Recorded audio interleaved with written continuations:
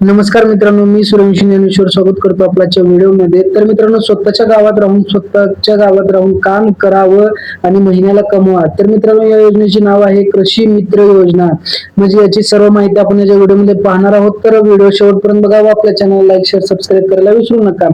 तर मित्रांनो, आपल्या गावातील काही युवजनांना जे आहे ते तरुण पिढींना जे आहे ते शहराकडे धाव घेत असले तरीही काही आज तरुण मंडळी जी आहे ते आपल्या गावात राहून स्वतःच्या मातीशी जोडून काम करण्याची इच्छा असते.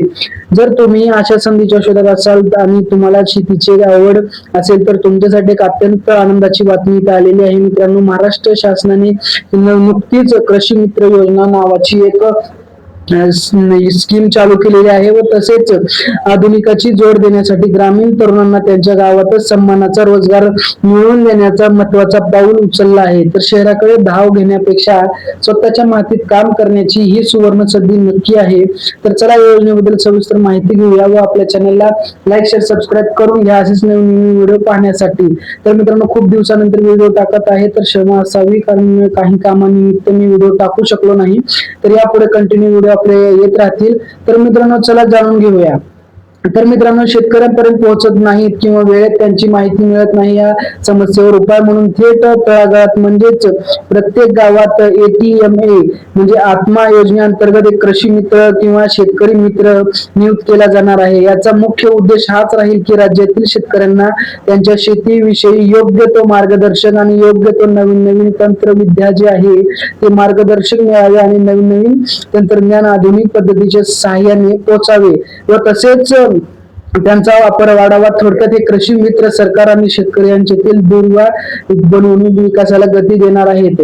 म्हणजे मित्रांनो, कृषी मित्र म्हणजे काय असेल की तुमच्या गावात जे नवीन स्कीम्स वगैरे लागू होतील हे तुम्हाला सर्व सांगतील आणि योजनेतील सर्वात आकर्षक गोष्ट म्हणजे तुम्हाला रोजगारासाठी आपलं गाव सोडून कुठेही जाण्याची गरज नाही. तुम्ही तुमच्या गावातच काम करू शकता.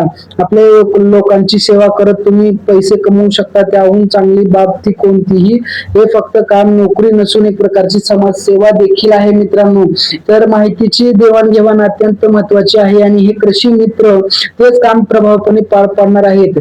मानधन या महत्वपूर्ण कामासाठी शासनाकडून कृषी मित्रांना एका वर्षाला 18,000 रुपये इतके मानधन दिले जाणार आहे. हे मानधन दर 3 महिन्यांनी थेट तुमच्या बँक अकाउंट वरती जमा होण्यास सुरुवात होईल.